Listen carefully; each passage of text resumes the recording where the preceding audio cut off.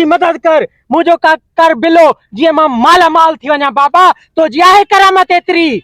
अच्छा बच्चा तू मालो माल थियण जाई तू। हाँ ठीक आ तोखे मां दिया तो है जैकेट। अच्छा हे जैकेट पायण सा तू नजर दई ना, माना तू गायब आ। जो कुछ कर भले मालो माल पूरी दुनिया में तो लुट, तोखे कुछ न थींदो बच्चा। यो वरी के इंसान मां गायब थियन तुस हरू भरू माके मार खवाइंदे फकीर बाबा। अरे यो कम न थिंदो। रबड़ बाबा ते यकीन ना है, रबड़ बाबा ते शक करी थो गंजा। मां छा कयां हिते आजकल कोई गायब थिंदो भी ना है ना। अच तो मां रबड़ बाबा जो कमाल देखारिया थो। अच मूंसा गड। अरे वे बाबा आडो खाली न कयो ता, आ मूंसा गड।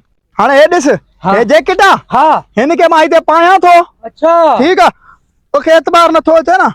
हाने हे मां पाती। हां तू हिते वेही दिस, हिते लुकी वेही दिस। हाँ यकीन आई। यकीन यार वरी भी मुखे एरी फेरी लगे थी यार। अल्लाह री फिरी लगी थी। वे गंजा वे हिते अञा वे तो मां अञा बियो कारनामो देखारिया थो।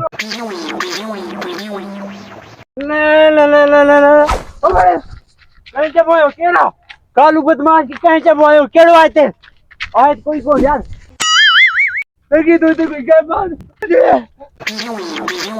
अरे निकलिया बाहर मनी बाबा के। अरे रबड़ बाबा जी वडी दहशत आ। रबड़ बाबो जी चवे ये थी वेंदो आ। सही आयो केड़े पासे जा मुखे नजर कौन सा अचो सही। अरे हे निभागा बीठो आ तो जगह। हां हां हे जैकेट थी। अरे हिंदो दी पूरो लाख रुपयो। हां लाख रुपयो दे पो हे वाट जैकेट। सही कुछ रियायत करो। हां ओए थप्पा मार दो मार रियायत जा पुट, कोई रियायत ना है। ही वठो सही पूरो लाख रुपयो मां पांजे कारोबार जे लाए रखया हुया। हां हे हां कारोबार थी वनी कर कारोबार कमाया वनी कमाए वनी। ठीक आ। हां मोगे जी मार कारोबार ना चार। ओ वडेरो कमांडो खान वडेरा तू हर गरीब जी जमीन ते कब्जो कर। वडो मोतबर थियो आ तू दिसा तो आज मां तू किए कब्जा थो करी जमीनन ते। आज मां हर गरीब जो बदलो तो खा वठंदुस। आयो माई वडेरा आयो माई। वडेरे कमांडो खान जे इलाके में केड़ी जमीन आ जेते वडेरे कमांडो खान कब्जो न कयो हुजे। मुंह जे पूरे इलाके में पक्षी के जुरत न है जो वो पर हणे। वडेरा कमांडा खान तो जी एतरी जुरत गरीबन जे जमीनन ते तू कब्जा थो करी ऐं ड्राणा थो हणी। हाने मुखे गोले दिखार तो खबर लगे ना। अरे तू कमांडो खान के तू थप्पई थी। हाँ। तो जी इया मजाल मुखे गोले दिखार मां हे तू सामो आई। हां मां नजर अची थो। वडेरा कमांडो खान माफी तोखे कोन मिलंदी, तोखे हाने मोचड़ाई मिलंदा। अरे वठोस।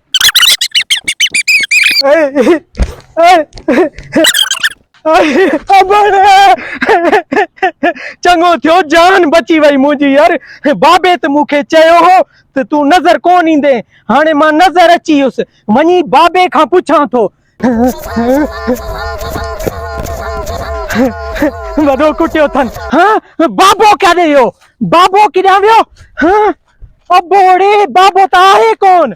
अबोड़े मत लुट जे हमड़ा बर्बाद थियन मुजो लाख रुपयो हणियो बाबो।